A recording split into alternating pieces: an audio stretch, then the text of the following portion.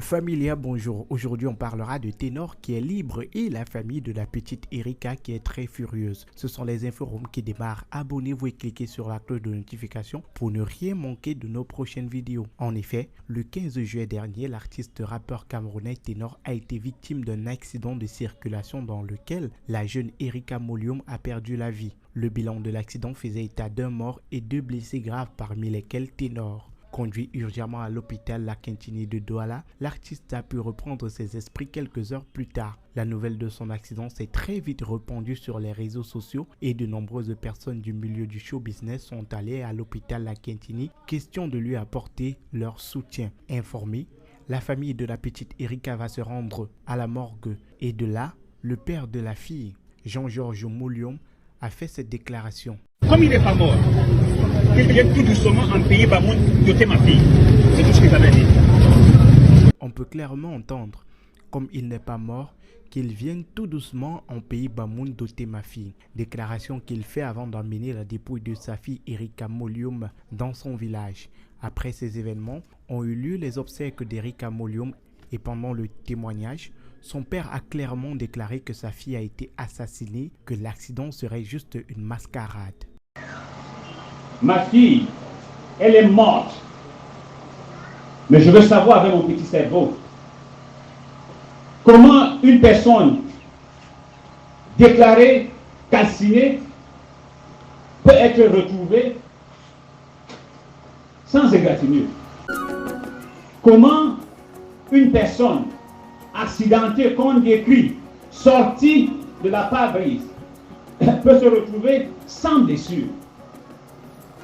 C'est des questions qu'il faudrait qu'on se pose.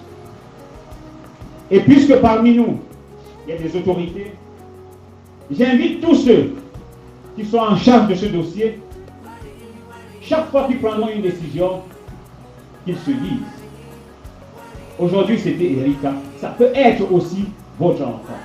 Que votre conscience vous juge parce que cette gangrène qui rôde autour de nos universités devrait s'arrêter avec Erika. Il y a un temps pour chaque chose sur le soleil. Il y a un temps pour rire. Il y a un temps pour pleurer. Il y a un temps pour faire la paix. Il y a aussi un temps pour faire la guerre. C'est les lois de la nature. Ma fille ici couchée, j'espère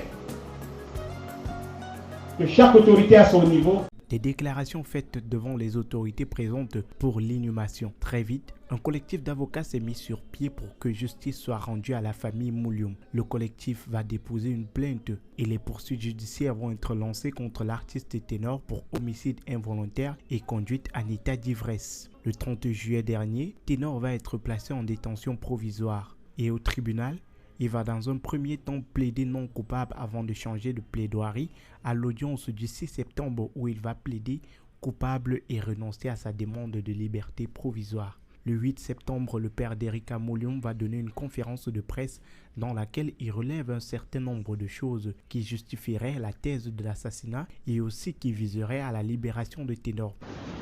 Si ça traîne, c'est le temps de la justice. Je sais qu'ils sont assis en dedans. J'ai dit d'emblée de jeu que nous étions, je suis un bantou, je suis traditionnaliste.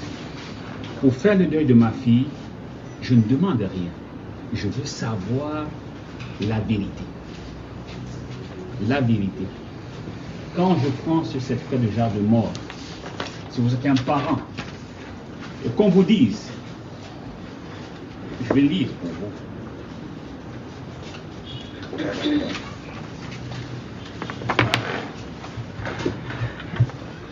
Je vais faire de toute façon le reste. On dit Fia Molium Erika Chelsea, décédé le 15-7, de suite 2. Dépôt de corps post-accident de la voie publique. Dites-moi honnêtement, c'est un médecin qui l'a signé. C'est à l'hôpital où on établit ce papier. Et là-bas, c'est la référence.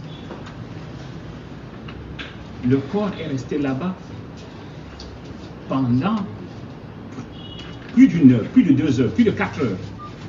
Et si on me délivre ce papier, pour moi, je n'ai jamais au monde su que quelqu'un devait décider de dépôt de corps post-accident de la situation. La première des choses pour moi, c'est de connaître la vérité.